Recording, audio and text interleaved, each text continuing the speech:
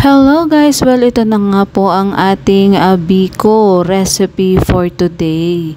So naghanap nga po ako dito sa iba't ibang supermarket ng kinayod na nyog kasi nga mostly talaga dito is yung instant na.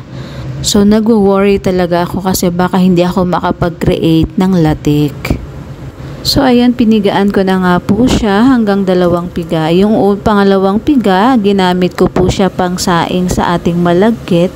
At syempre, nilagyan ko po ng ating secret ingredient, ang asin, na siyang magpapabalance po ng ating tamis ng biko. At ito na nga po ang ating kakanggata o yung unang katas o gata ng nyog. So, pinakuluan lang po natin siya sa kawali. Lutuin natin siya hanggang maglangis o hanggang mag-create siya ng latik.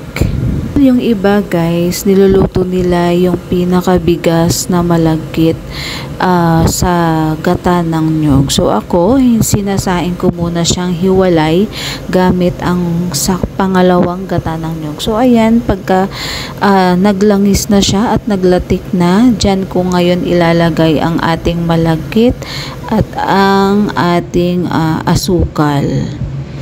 Hintahin po nating mag-brownish yung ating latik, and then pag brownish na siya, iset aside po natin ang ating latik. So ititira po natin yung pinakalangis niya. At syempre imimix na po natin ang ating sugar at ang ating sinaing na malagkit.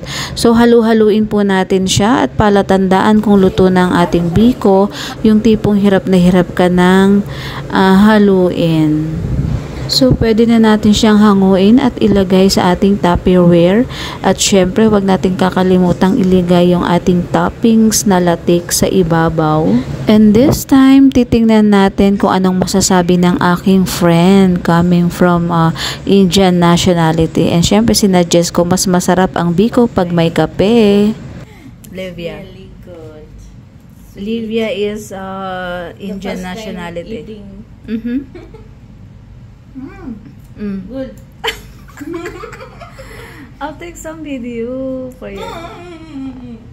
She's shy. I'm shy, guys. First time here in Dubai, I cook biko, you know.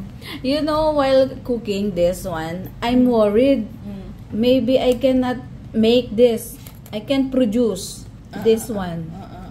You know, I don't know. Because, you know, when I squeeze the coconut, Big. yeah, it seems I cannot produce this one. How did you make it? I sent to you the video, the photo. Only photo, no, I didn't know. I don't know how you cook the rice. Rice. I cook it just like rice. But there's some secret. She will not tell us, guys. But there is some secret about it. She will soon